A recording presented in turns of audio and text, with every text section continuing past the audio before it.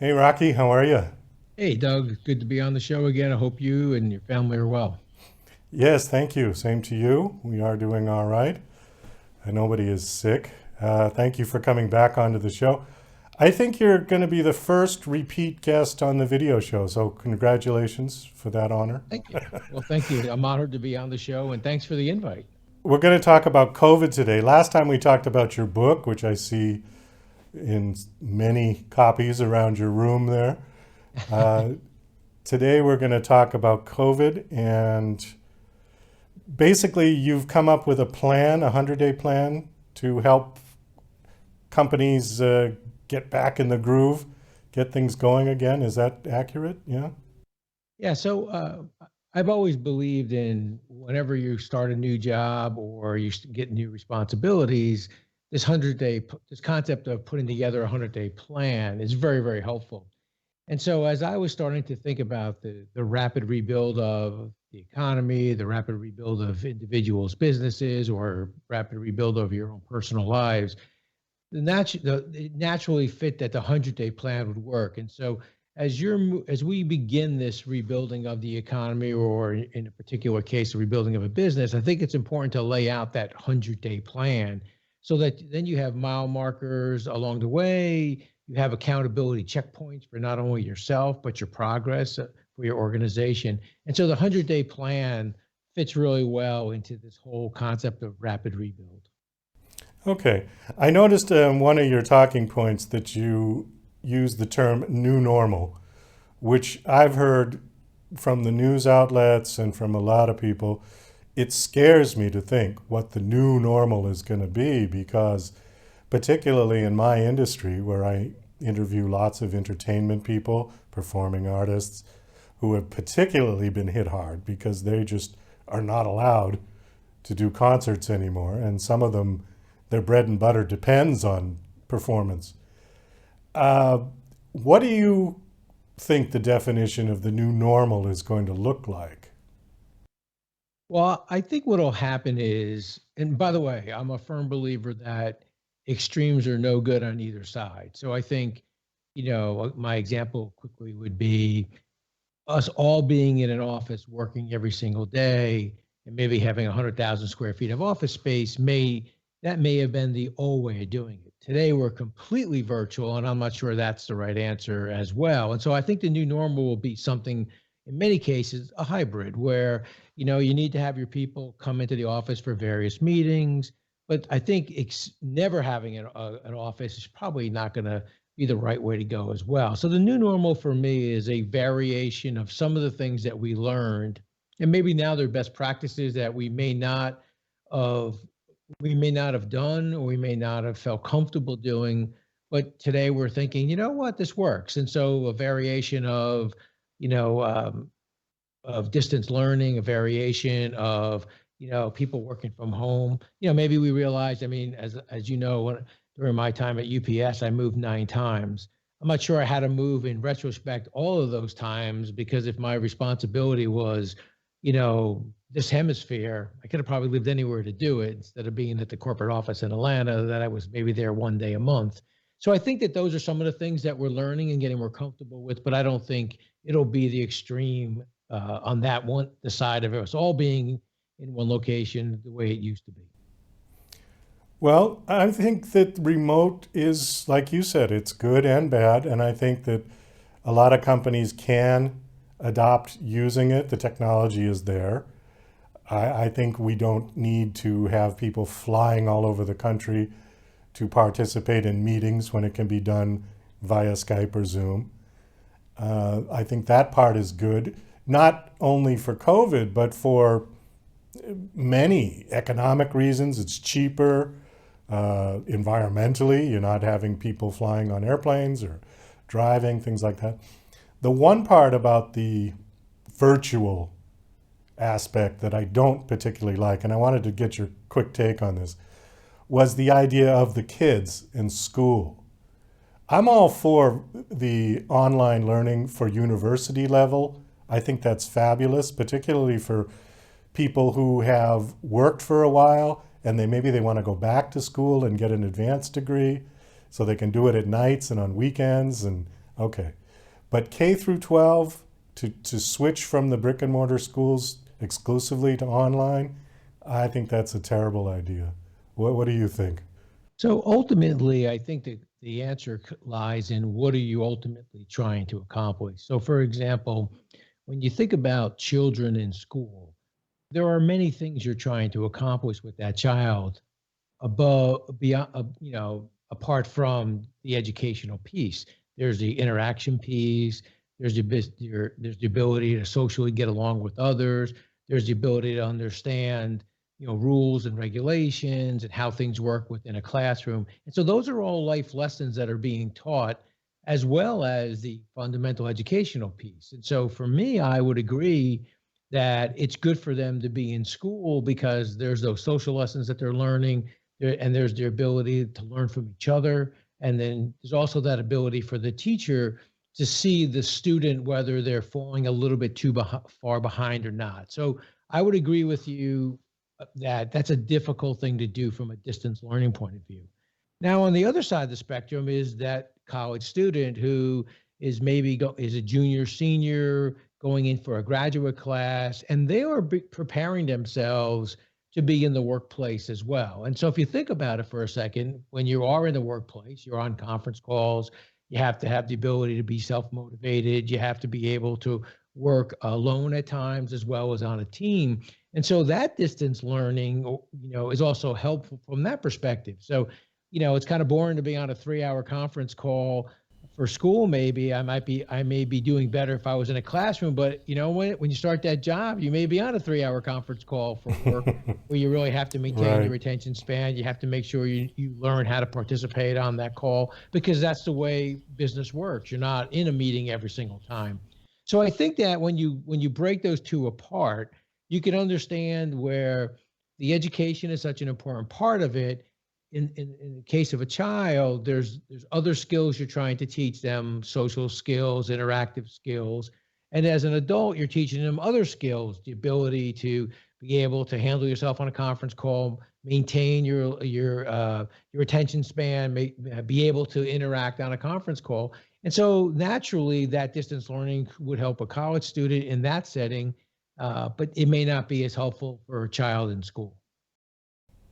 Well, the big point that I have with the K through 12s is that if they're going to stay home, it's going to require one of the parents to stay home. And most of the parents that I know, they both work. So that time that their kids are away is their time to go work or just to get the kids out of the house for a little while so they have a little peace and quiet.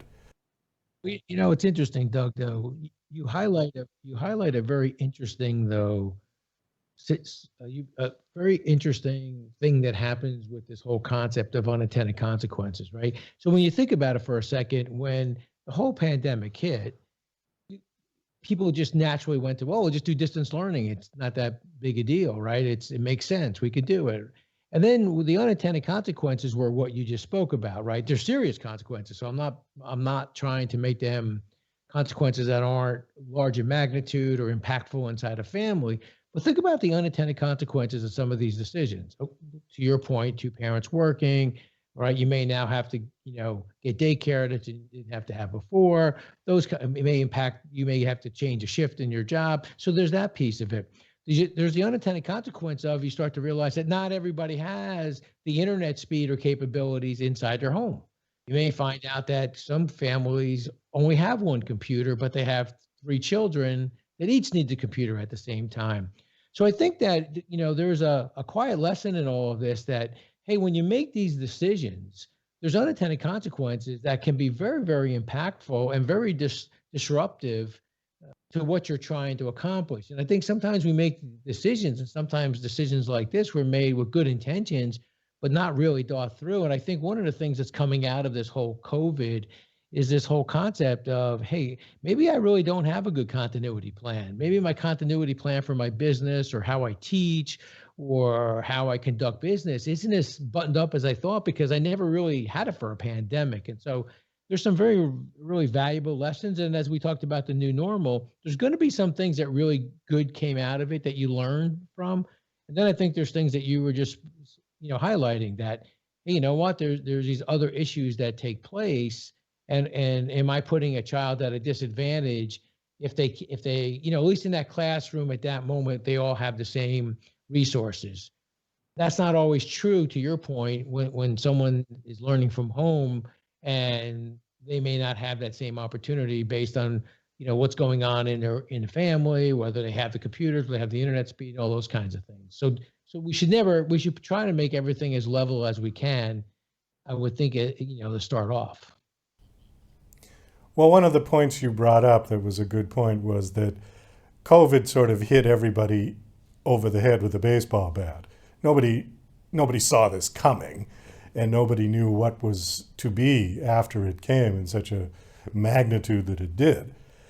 As we start to get back to this quote unquote new normal, and it's actually the first talking point on your sheet, so I thought I'd bring this up as well. Safety is a core value. We do have the vaccine, although its effectiveness has yet to be seen.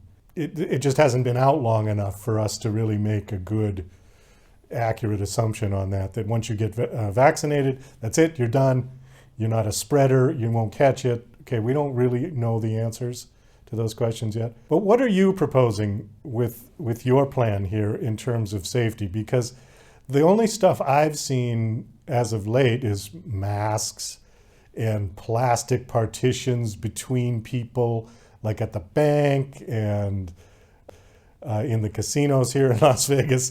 They've got petitions up between the dealers and the card players, and it's horrible. I don't like it one bit. So what are you proposing? So when I look at these big these 8 elements that I think are so important to you know, the health and well-being of your businesses, whether it's in non-COVID time or COVID time, safety is a core value. I think the difference now is when we talk about safety as a core value in non-pandemic times, we're talking about the traditional safety, lifting and lowering, injuries, accidents, vehicle safety. But I think as we move through here, there's individual safety that's important as well. Do your customers feel safe in your place of business? Do your employees feel good about you care so much about safety that you won't let them work in an unsafe place? And so for me, safety as a core value becomes even deeper and more important because it's not only the traditional safety elements, the OSHA and those kinds of things. Safety comes down to, do I feel like I work in a place of business that care so much about me? And so it could be the protocols that you have, the protocols that you have going forward, and the ways you make your customers feel safe. Because remember, if you think about it, most businesses never really took in mind, well, my employees need to be safe, but how about my customers, right?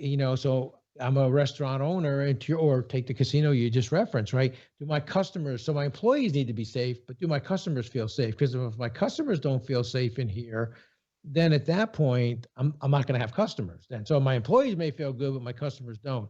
And so I think it's important to understand what are the protocols and what are the things that make your customers feel safe. And I think once you start to do those kinds of things, or understand at least those kind of things, you start to then attract your business back because your customers feel safe there. And so although it may be uncomfortable inside a casino the way you described it, if it's allowing the public to feel safe, then you're going to be able to bring back your revenue, bring back your customer base again. So I think that it really comes down to understanding that and not assuming that what makes your customers feel safe or your employees feel safe. It's really kind of understanding it, asking them, and working through those kinds of things. Rocky, we do have to wrap this up. We've just kind of gone right through our time. Do you have a website to give out, or a particular site for this, or just your general website, whatever you want to give Yeah, out? actually, I spend time in my book, Tighten the Lug Nuts, and so the easiest, quickest way to get there would be on my site, tightenthelugnuts.com.